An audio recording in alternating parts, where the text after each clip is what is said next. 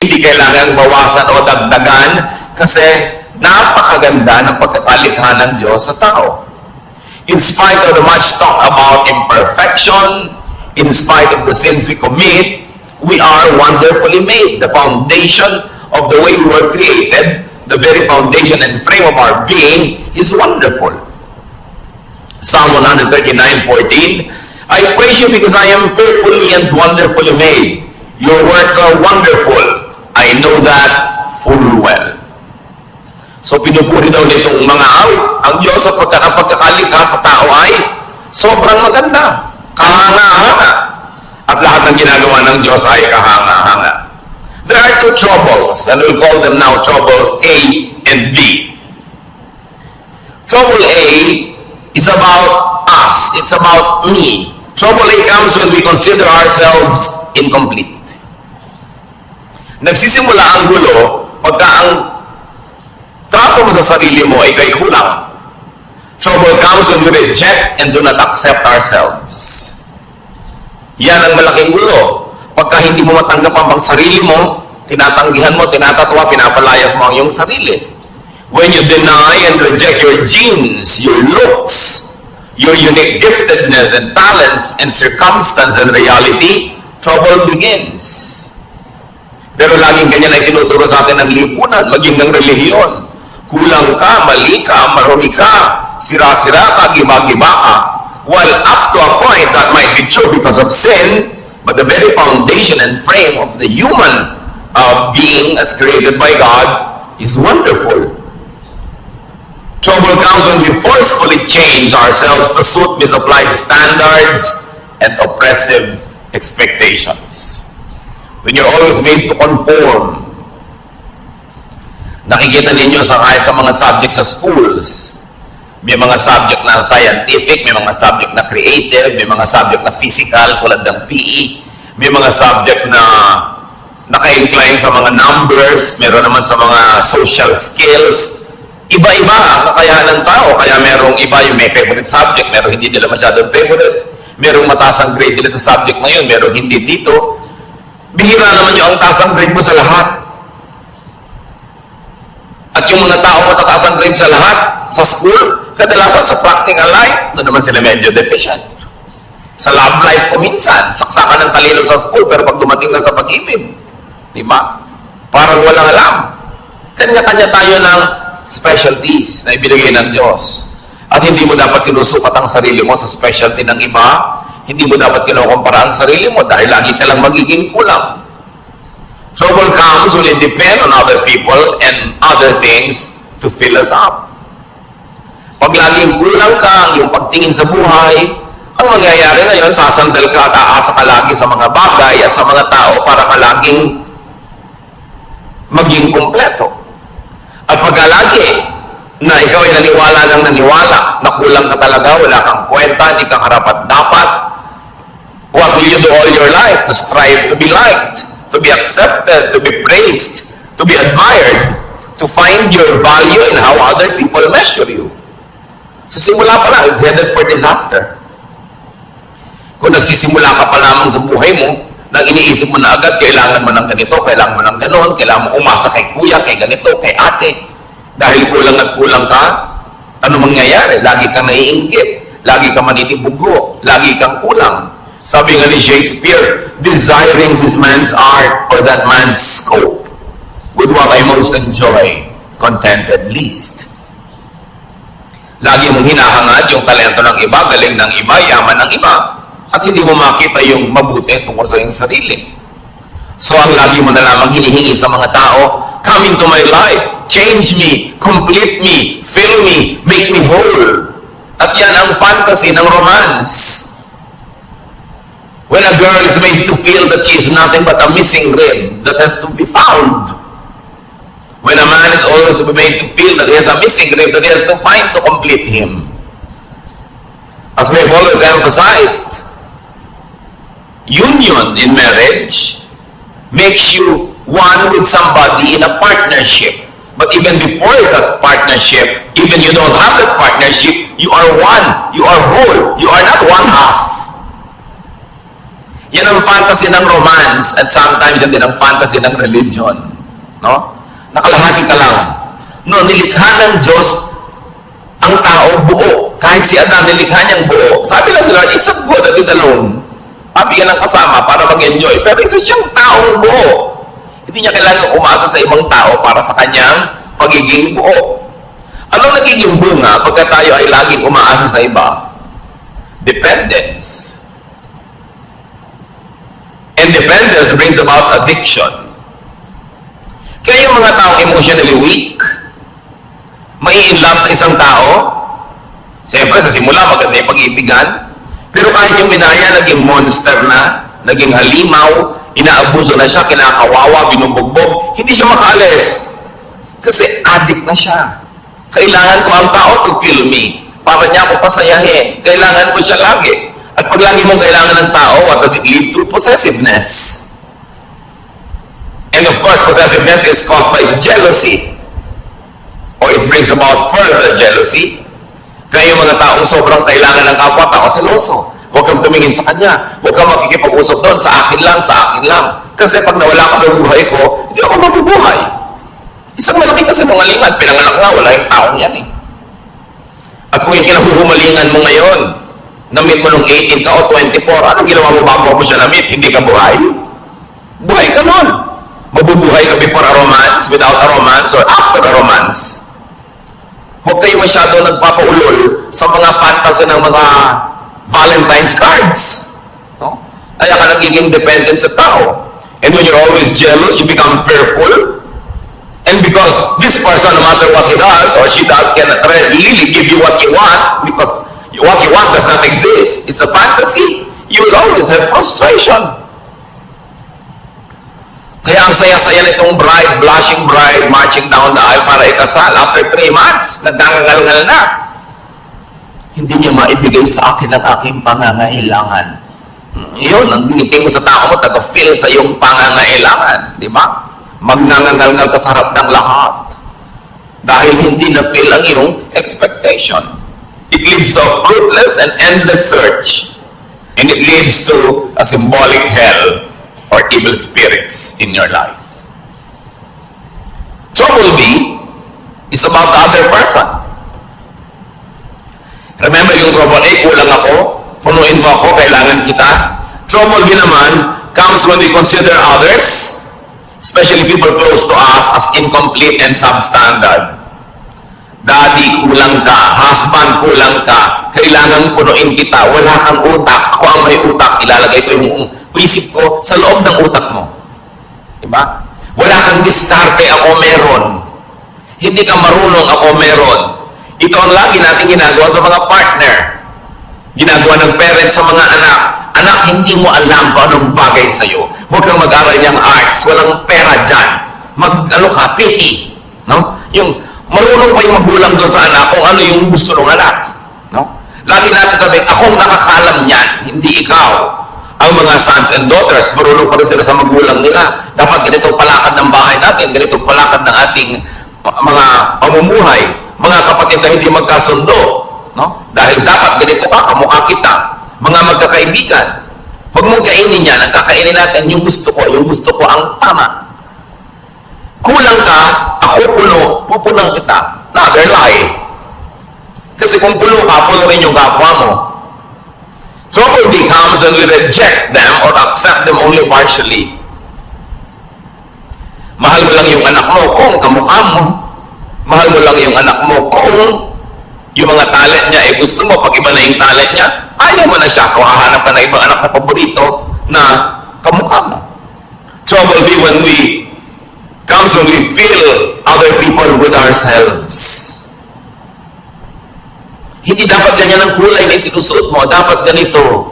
Hindi dapat ganito. Dapat yung standard ko. Now, when we are raising children, that's alright because that's standards. Kasi blanco sila, walang kaalam-alam. Pero oras na yung tao na de-develop na yung personality, we allow them to be how God wanted them to be. Kung paano sila nilikha ng Diyos. Kung ano yung talentong ibinigay sa kanila, yun ang dapat natin silang bigyan ng laya na hanapin nila. Yung kanilang buhay, doon sa talento, sa hiling, sa galing na ibinigay sa kanila ng Diyos. trouble becomes when we force them to change to suit our taste. And all of these major issues happen between husband and wife. Ang pag-aasawa ay isang walang patakarang pagtanggap. Hindi siya isang reformatory institution na iibahin kita. Babaguhin ka ng aking pag-ibig. Sa teleserye lang yon, walang nagbabago. So kung hindi mo gusto yung buong tao, huwag mong pakasalan, inaasahan mong mababago mo. Ngayon kung nagbago siya dahil siya ay naging sumasulo rin sa Diyos, nagkusa, bonus. Pero hindi mo kayang baguhin ng isang tao. Yung let me change you, let me fill you, let me refit you to fit my fantasy. You know what's wrong with that? There will be domination. Dodominahin mo ang iyong kapwa. Because for you naman na there should be conquest. Therefore, there will be colonization. You colonize the other person's brain with your thoughts. Gusto mo mag-isip siya tulad mo. Gusto mo thoughtful siya sa ganitong bagay. Hindi niya kakalimutan ng ganitong bagay. Hindi siya maalalahanin. Although it's not an excuse, pero generally speaking, di ba, mas mahilig yung mga babae makaalala ng mga anniversary, mga birthday, pati sa iksi ng mga relasyon ngayon, monthsary na lang eh. Kasi baka hindi na makaabot ng anniversary na isang taon. Weeksary, no? Baka mamaya may hourssary pa. So, mas particular talaga yung mga babae maalalahanin. Lagi nilang gusto maalala yan ni husband. Although, mag-effort naman yung mga husband maalala. Pero dapat mong tanggapin na iba ako, iba siya. Maalalahanin ako siya, hindi. Pero may iba siya katangian. Pag gusto mong baguhin ang kapwa mo para maging kamukha mo, abutin lahat ng kati mo sa buhay kung saan siya makati, di ba gagamitin mo lang siya, hindi mo siya tinatanggap bilang tao. And this is the problem in marriage. Because the moment you try to dominate another person, natural instincts will surface. There will be resistance, rejection. There will even be subversion. Laging gusto mo, ganito siyang oras umuwi. Laging ginagamihan, talaga lang to subvert you para hindi ka makapanaig. Idine-defend kasi nung tao yung kanyang sariling pagkatao. There will be defense. And sometimes there will even be offense. Therefore, warfare. Hell again. Evil spirits plaguing your life. What is the way of Jesus to peace? Accept yourself. Great peace follows when we accept ourselves. It does not mean that we will not improve ourselves. It does not mean that we will allow ourselves and tolerate ourselves to be sinful and to be wrong and to be substandard. But you begin everything by accepting yourself. We become more comfortable with ourselves in relation to others. Kasi buo ako, buo siya. Dapat ganun yung dynamics ng relasyon. Hindi yung kulang ako, punuin mo ako. Or kulang ka, pupunuin kita. No, pareho kayong puno. We become more comfortable with ourselves when we are alone. Isa yan talaga sa mga pinakamalulubhang sakit ng maraming Pilipino. Hindi kaya mag-isa. Hindi makakain mag-isa, hindi makalakad mag-isa, hindi maka-enjoy mag-isa. We dread aloneness. And we become like clinging vines. And when you become like a clinging vine, you will choke people around you. Yung lagi kailangan nandito ka, nandito ka, nandito ka. Paano ka mga tao active, mga gagawin, may mga hinahabol na mga pangarap, kailangan lagi sila nakapaligid sa'yo para magkaroon ka ng kahulugan. Kailangan maging komportable ka sa sarili mo kahit na mag-isa. There are times when mga kasama ka, enjoy, but you must also enjoy aloneness. Kasi kung talagang gusto ng Lord na lagi kang may kasama, dapat nilikha kang may mga kakambal, yung kabit-kabit kayo. Yung hindi kayo nagkakahiwa-hiwalay. Di ba pag may pinapangarap mo ng kambal, ino-operahan ba natin para magkahiwalay? Dahil mahirap din may kakambal. Eh ngayon, kung may kakambal ka emotionally, hindi ka na inom ng masarap na inumin kung hindi mo kasalo sa isang straw ang kung sino man. Di ba, miserable ka nun. At gagawin mo rin yung tao miserable dahil lagi mo siya nahanapin, nandiyan ka, kasi iinom na ako. Kailangan matuturin tayo ng healthful aloneness. But when you cannot accept your own self to be your own companion, how can you be a companion to others? Kailangan yun ang sanayin natin. Walang mga tao ngayon, I will enjoy this alone. Kasi yung paghahanap ng kasama ko minsan ng malaking kapahamakan, kahit sino na lang tuloy na pwedeng sumama, isasama, para huwag lang mag-isa. Self-acceptance is the foundation of self-love and self-appreciation. Hindi yan masama. Anong sabi ng Panginoong Yesus sa Mark 12:31? Love others as much as you love yourself. No other commandment is more important than this. So we are not being forbidden to love ourselves, but we are only being reminded, yes, love yourself, but in the same way, love others also. Huwag yung love yourself lang and forget others. At hindi naman love others only and forget yourself. Pareho yun na mali. Irespeto mo ang kapwa mo, irespeto mo rin ang sarili mo. Hindi naman yung binabastos ka na, ang respeto mo pa. Eh hindi ka na nire-respect. Mahal mo ang sarili mo tulad ng pagmamahal mo sa iba. Why? Because you cannot give what you do not have. How can you understand others when you don't understand yourself? How can you be kind to others when you're not kind to yourself? How can you love others when you don't love yourself? Self-acceptance is the foundation of self-tolerance. At mahirap to be intolerant to your own self. May mga tao, lactose intolerant. Hindi sila pwedeng uminom ng gatas. Eh kung intolerant ka sa sarili mo, yung sarili mo hindi mo matanggap, hindi ka pwedeng mapag-isa, ano mangyayari? And self-acceptance is the foundation of genuine self-forgiveness. Many people cannot forgive others because they also never forgive themselves. So, pinahihirapan nila ang sarili nila at pinahihirapan din nila ang kanilang kapwa. Self-acceptance is the foundation of healthy autonomy. Ang tao dapat masarap na may kasama, masarap na kasama, pero pwede rin walang kasama. Kasi kasama mo ang Diyos. Kahit kailan hindi ka pwede mag-isa. Kasi tinitirhan ka ng Espiritu ng Diyos. Kung minsan nga, lagi ka may kasama, hindi ka tuloy magkaroon ng oras na makipagsarilinan sa iyo ang Diyos dahil laging may abala. Laging may iba. We should learn healthy autonomy. When we accept ourselves, when we realize our wholeness, we do not excessively depend on and attach to people and things.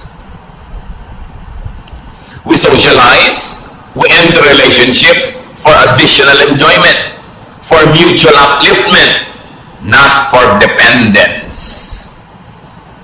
Dapat papasok ka sa relasyon, makikipagnobyo ka, mag-aasawa ka, makikipagkaibigan ka, hindi para ka may sandalan, at hindi rin para meron kang buhatin. Pareho kayong nakatayong mag-isa, nabubuhay, gumagawa ng paraan, naghahanap buhay, nag-aaliw sa sarili, nagpapasaya sa sarili, nagpupundo sa mga bagay.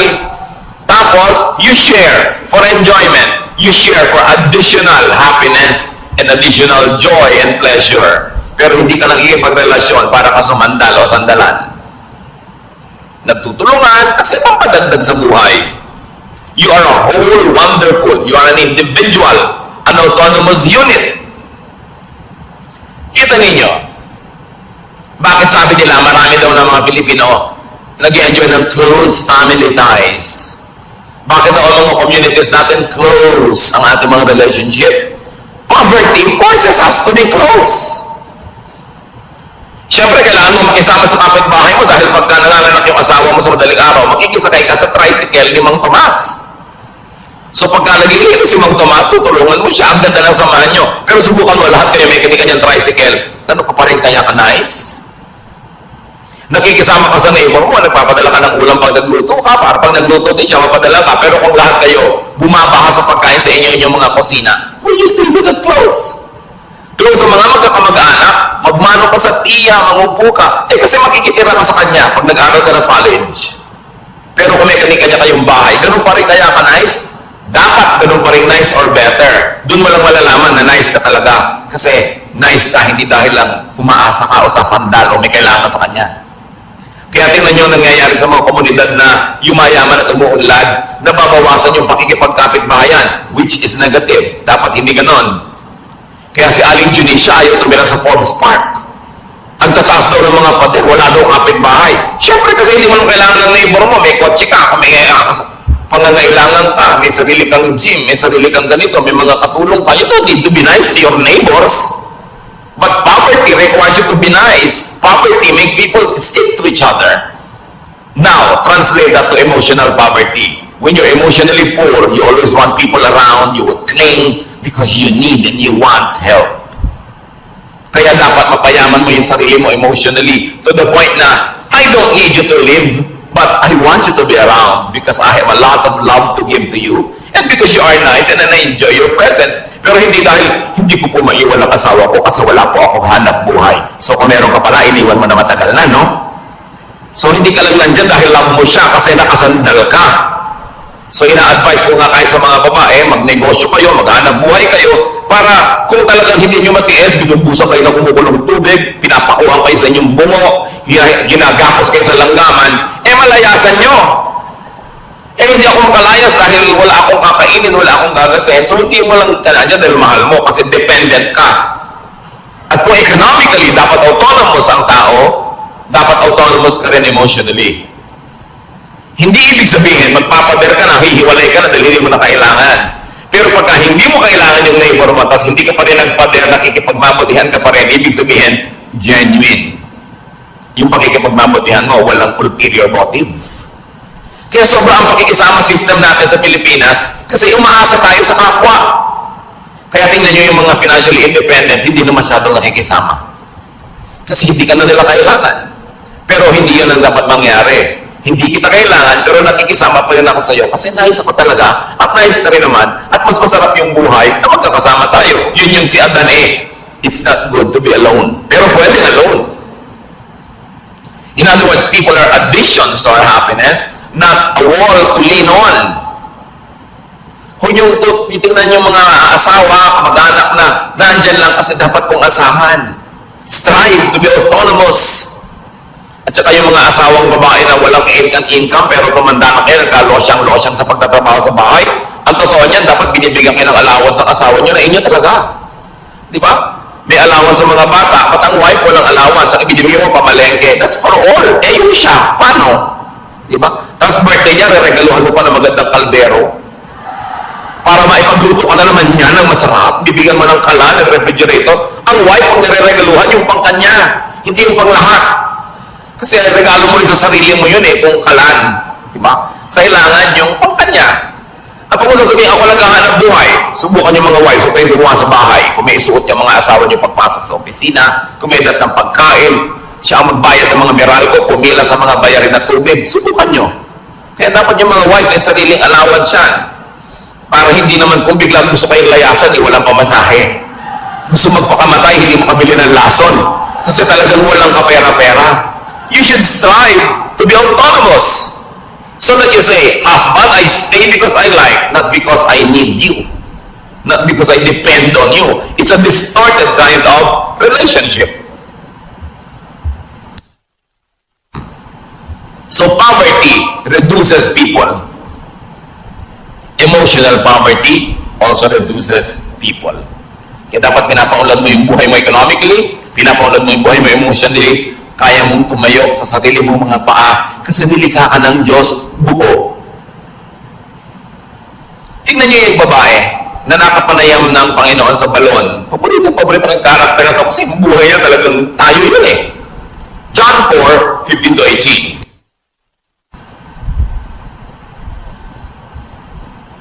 Matapos makausap ng Panginoon ng babaeng ito, sinabi ni Lord, alam mo, kung hihingi ka lang sa akin ng living water, bibigay ko sa iyo, hindi ka na mauuhaw pa. The woman said to him, Sir, give me this living water so that I won't get thirsty and have to keep coming here to draw water. He told her, Go, call your husband and come back. I have no husband. She replied. Jesus said to her, You are right when you say you have no husband. The fact is, you have had 5 husbands, and the man you now have is not your husband. What you have said is quite true. Bakit inungkat ng Panginoon yung tungkol dito sa mga lalaki sa buhay ng babaeng ito? Kasi sabi ng babae, bigyan niyo po ako ng living water. Yung hindi na ako mauuhaw uli. I want this living water so I want him to be thirsty again. So the Lord had to tell her what she did not need.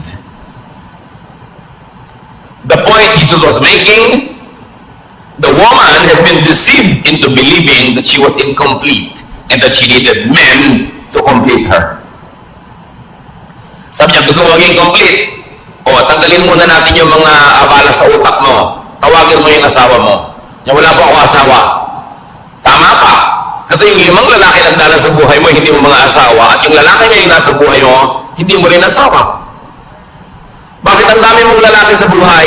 Kasi akala mo, hindi ka mabubuhay ng walang lalaki.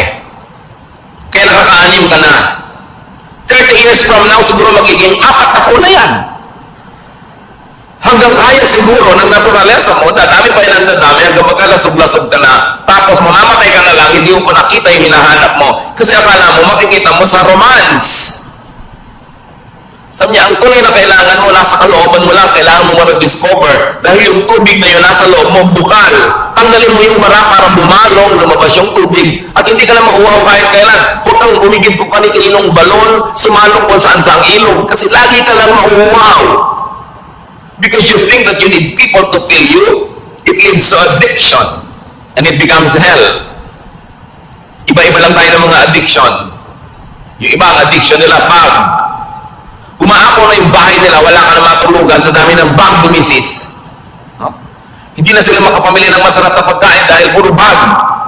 Kung pwede lang sanang isigang, iihaw, ilagay ang mga bag na yan. Busog pati kapitbahay. Iba-iba lang. Si Mr. naman, kung minsan ang addiction, kung barel o belt o pomada, no? Kung ano man yun.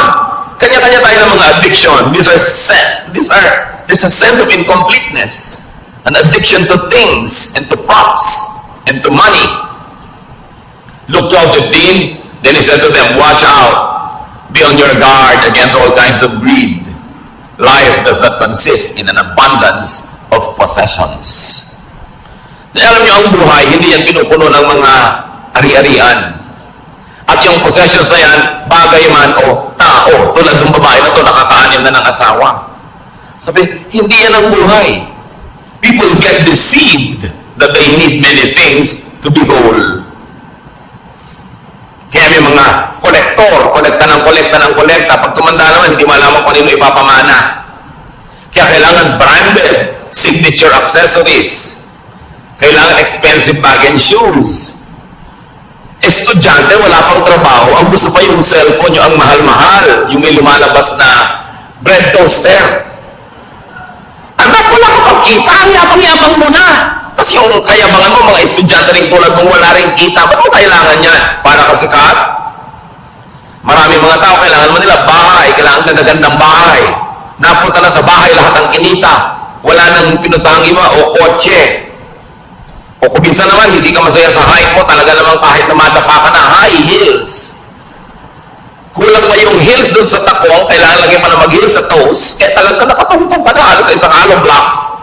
Hindi ka na makalakad. Yung iba talaga hindi kontento sa ilong nila, kailangang taasan, kailangang kitiran, kailangang bawasan ng panga, kailangang bawasan ng baba, kailangang liitan ng mata, etc. etc. Laging kulang. Sign that you don't accept yourself. Ay, hindi naman masama yung up to a point, a little improvement here and there. Pwede nanganib na yung buhay mo at namatay ka na sa operating table dahil bina-vacuum ang mga body parts mo. Parang dangerous na yun. Ano sabi niya sa 1 Peter 3:3-4? Don't depend on things like fancy hairdos or gold jewelry or expensive clothes to make you look beautiful. Kita nyo yung look. Actually, hindi ka beautiful. You only look beautiful. Sabi niya, be beautiful in your heart by being gentle and quiet.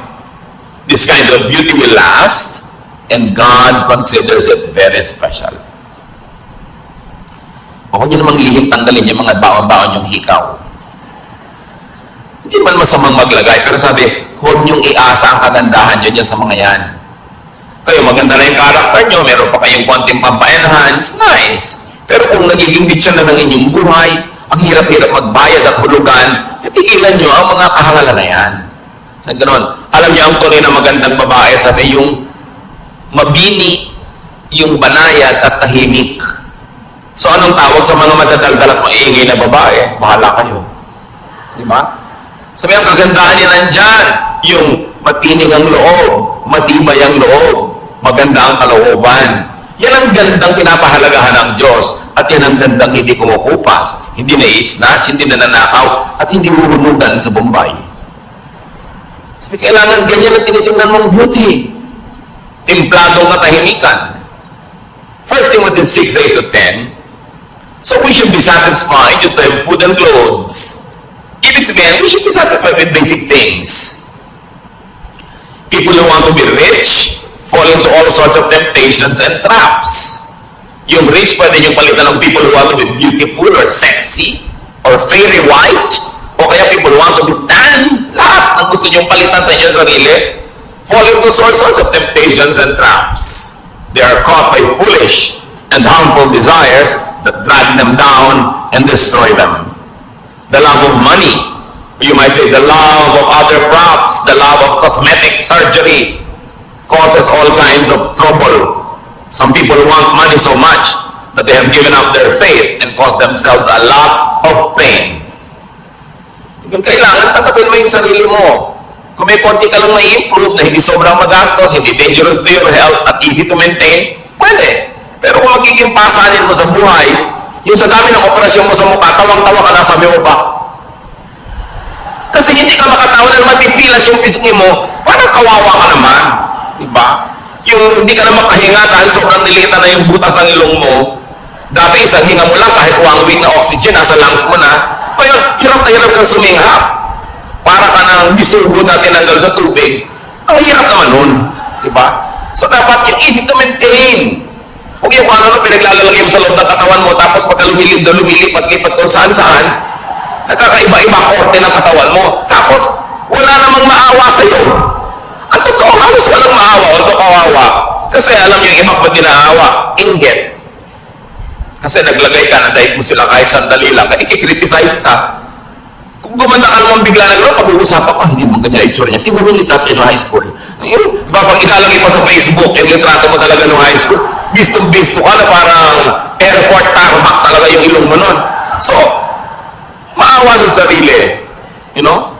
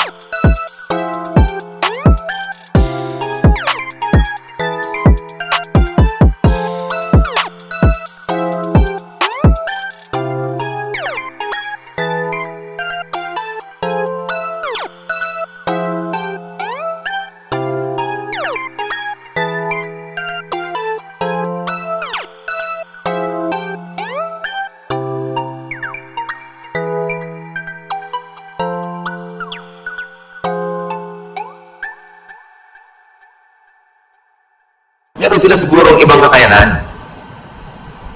Huwag silang paghanapan ng wala sa kanila. So, to have peace, accept others. Romans 15:7, accept one another just as Christ accepted you. Kung paano tinanggap ng Diyos, warts and all, walang patakaran, buong pagtanggap, ganun daw ang gawin mong pagtanggap sa kapwa. But instead of accepting others, we insist on reforming them. It's God's work, not our work. And we reject them when they don't comply with our specifications. Kaya marami mga tao, lumalaki sila emotionally sick because their own parents reject them. They are compared with another sister or a cousin or a classmate or a neighbor, and they feel rejected. And once rejected, people also tend to reject others because they become defensive. Kaya ang dami mga tao emotionally poor. Kaya yung mga nire-reject na ganyan, meron lang isang magpakita ng konting kabaitan na regaluhan ng chok ng 3 araw na sunod-sunod na in love na. Paano? Uhaw na uhaw sa acceptance. Bakit yung marami mga anak na huhumaling sa mga kabarkada? Because they are accepted. Madalas naman kasi yung basis ng acceptance nila, mali, no? Kahit ano na lang. Mas baliw ka nga, mas accepted ka, mas sikat ka. That's a wrong kind of acceptance. But nevertheless, what does it tell us? Our kids want to be accepted. Kaya ayaw umuwi. Gabi na, kung pwede na lamang na bukas na umuwi. At pag buliwanag, gusto na lumipad at mawala. Maybe they don't feel accepted at home. Kasi gusto mo may anak ka naman iparata sa community, maipagyabang. Hindi mo tanggapin, mahalin, linangin yung anak mo kung ano man siya. 1 Corinthians 7:7, sabi ni Paul, I wish that all men were as I am. But each man has his own gift from God. One has this gift, another has that. Sabi niya, ikaw ko lang masusunod. Gusto ko lahat kayo katulad ko Pero, hindi naman pwede yun. Bawat isa, may kani-kanyang tinanggap sa Diyos na kakayanan. At kung ang Diyos sa kanyang karunungan ay piniling ibigay sa iyo kakayanan A, therefore, wala sa iyo yung kakayanan B, sa iba naman yun ibibigay. Pero pag hinahanap mo yung B kay A, ang gulo ng mundo. The tendency is for us to want to make all others conform to our mold. Kaya marami mga asawa, iniiwan ng asawa nila kasi hindi nila tinatanggap yung asawa nila kung ano man yung asawa nila, laging gusto lang maiba. Ganun siya. Accept individual and personal differences. At kung hindi ka masaya sa talent ng anak mo, ng asawa mo, ng kapatid mo, accept the other ableness. Lahat ng tao may abilidad, may ability. Kailangan lang tanggapin mo kung ano yung kanya. Huwag mong pilitin na yung anak mong ayaw mag-dentistry ay maging dentist tulad mo. Nagmana siya siguro sa ibang lolo, sa dinami-dami ng lolo at lola sa inyong genetic pool. Hindi naman laging sa'yo lang kukuha yan. Romans 14:1, accept him whose faith is weak without passing judgment on disputable matters. Here, sabi, accept religious differences. Accept spiritual differences. Not everybody is as mature as you. Not everybody has the same tendencies to apply a biblical verse the same way as you do. Sabi dito sa Romans 14:1, tanggapin niyo yung pagkakaiba-iba maging sa inyong spiritualidad. Hindi pwedeng uniform. Kasi iba-iba nga ang tao, iba-iba ang fingerprint. Romans 12:10, love each other and honor others more than you do yourself. So, find, accept, celebrate, and honor the true, the good, and the beautiful, so to speak, in every person. Bakit hahanapin mo yung iba, yung wala? I-emphasize mo yung napapangitan ka, may maganda sa kanya. Acceptance of others is a foundation of love, of appreciation, tolerance, and even genuine forgiveness. And here we go to the heart of the matter. Yung iba nagtatanong, bakit po nag-forgive na ako pero may pain pa? Bakit nagpatawad na ako pero may hapdi, may kirot? You have not forgiven. Probably you have only stopped being hostile. You have stopped the war. Probably you went into a ceasefire, but you have not really forgiven. That's why there's still the pain. You are able to truly forgive only when you truly know and understand and accept the person. Yung hindi, sige, pinapatawad na kita, pero mo, siguro nasigawan niya ako kasi gutom siya noon. Kasi mataas ang blood sugar niya. Kasi may monthly period siya. O kasi luka-luka siya. Di ba? Kasi may lahi sila noon. Kasi genetically, ganito sila. Nung naiintindihan mo siya, doon ka ngayon huhugot ng pagpapatawad. Pero pag hindi mo naiintindihan at hindi mo tinanggap ang kalagayan niya, ceremonial lang yung patawad mo. It's only a cessation of hostilities. It is only a declaration of a ceasefire. But forgiveness, real forgiveness, has no more anger. Well, you can be cautious. Hindi naman ibig sabihin you forgave, you forgot to be cautious na you might want to avoid being the victim again because you're cautious, but no ill feelings. Siguro iwasan mo na maulit o mabigyan siya ng chance, ulitin yun, pero wala ka ng hapdi kasi naunawa. Kaya maraming magulang, kahit ang tingin ng mga ibang tao sa anak nila kriminal, mahal pa rin nila, hindi ang bait-bait ng anak ko. Kasi pinapanganak pa lang yun, pinagili pa lang, tinanggap na talaga ng ina ko yung buong pagkatao ng anak. Kaya pagkahalimbawa, ang sungit-sungit ng anak, kasi alam nyo, nung bata, nahulog niya sa duyan. Nahulog lang, naging ganyan, galing sa 7th floor. Okay. So, naiintindihan ko yung anak ko. So, intindihin nyo. Kaya hindi halos maubos ang pagpapatawad ng magulang sa anak kasi iniintindi. Kasi tinatanggap. So, kung may papatawarin kayo, huwag lang sabihin, sige, papatawarin na kita, tama na, tigil na. Unawain niyo yung buong dahilan kung ba't niya nagawa yung nagawa niya. At pag naunawa niyo, baka maawa pa kayo, mamahalin niyo pa. Ganun ang pagpapatawad ng Diyos. Dahil kilala tayo ng Diyos, alam niyo yung genetic makeup natin, alam niyo yung emotional and chemical situation ng buhay natin the moment that we run short of God's glory. That's why God understands, God forgives, and God loves.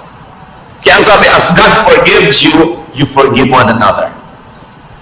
Para hindi yung nagpatawad ka kunwari, pero may dala ka pa rin dito, nakabaon. Pagka nakante, pagka na-provoke, lumalabas ulit. Kasi hindi nang unawa. That is why many people forgive, yet remain angry. There is no acceptance of the other person. Therefore, no forgiveness. Therefore, no peace. Ang tunay na pagpapatawad nangyayari lang pagka tinanggap mo at doon ka lang nagkakaroon ng tunay na kapayapaan. How does that happen? How to get on the Jesus way of peace through acceptance of self and others? Now, this teaching is not easy to understand or follow. It takes a new mindset to appreciate and obey this.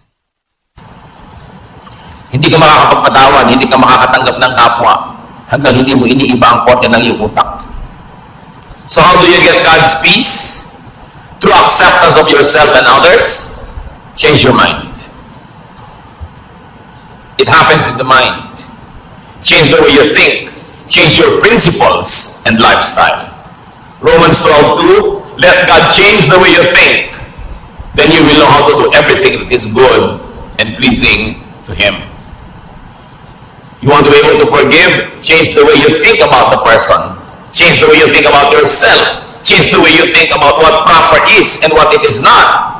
Change the way you think about your expectations.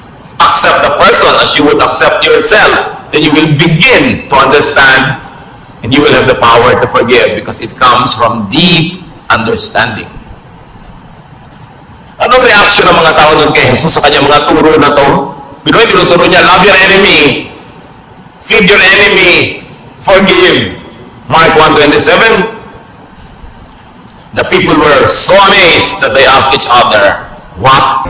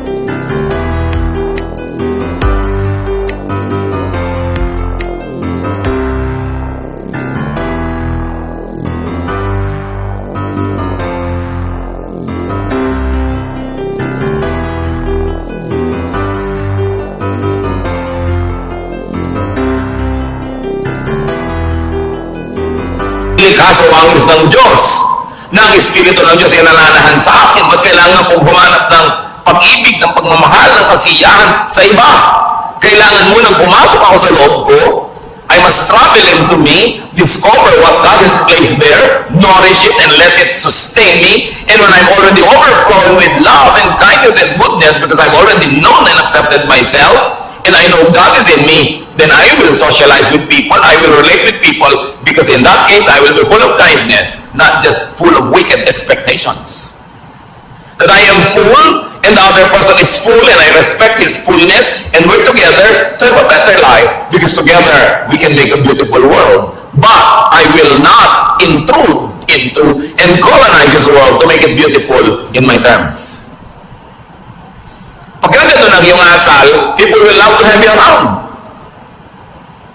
And you will love to be around people. So change your mind unto peace and restfulness. Matthew 11:28-30. Sabi ni Lord, "Come to me, all of you who are weary and burdened, and I'll give you rest." Pagod na kayo? Pagod na ang puso nyo? Pagod na kayo magalit? Pagod na kayo magsikap magpatawad? Pagod na kayo na matahimik ang buhay nyo? Pagod na kayo sa paghahanap ng mga pangarap nyong pag naabot nyo ay biglang naglalahong parang bula? You're tired of chasing rainbows? You're tired of repairing all the broken toys in your life which never get fixed? Come to me. I'll give you rest. Learn from me. For I am gentle and humble in heart, and you will find rest for your souls.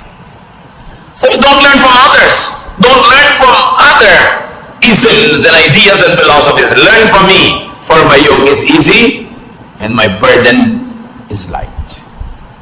So paano malalaman kung galing kay Jesus? Magaan. Hindi mahirap sa loob. Kahit hirap yung katawan mo sa pagsunod, hindi hirap ang loob mo. Magaan. The kingdom of God is restful, easy, and light. So peace, restfulness equals heaven on earth. And it is in accepting yourself and others. Habang hindi mo tinatanggap ang anak mo, asawa mo, magulang mo, kapatid mo, lagi kayo magtutunggali. Lagi kayo magko-contest. Mag-uunahan kayo kung sinong masusunod, kung sinong mananalo, kung sinong mananaig. Stressful yan. Hindi ganyan ang buhay. When you accept yourself, you relax. You become less demanding and suffocating. And you become nicer and more open, more accepting. And when you accept others, you also relax. You become less intrusive, less judgmental and demanding. You become more forgiving. And they too relax. Everybody relaxes, masaya ang buhay. Deep and real forgiveness comes from unconditional acceptance and understanding. Change your mind, and this can happen. Kaya kami problema sa asawa mo, may iniisip ka, hindi yun ang natutupad. May iniisip din siya, hindi yun ang natutupad. So, ba't di niya nalang palitan ang iniisip nyo? Kasi hindi niya naman kayang palitan yung asawa nyo. Hindi niyo naman kayang palitan ang pagkatao niya. Palitan nyo na lang. Yung iniisip nyo, hindi sasaya kayo. Kaya ang sabi ng anghel, peace on whom God's favor rests. Kaya sinabi natin kanina, peace is not for everyone. Peace is not for the whole world. Well, it is efficient for all, or sufficient for all rather. It is efficient only for those who would appropriate it, those who would accept it and live by it.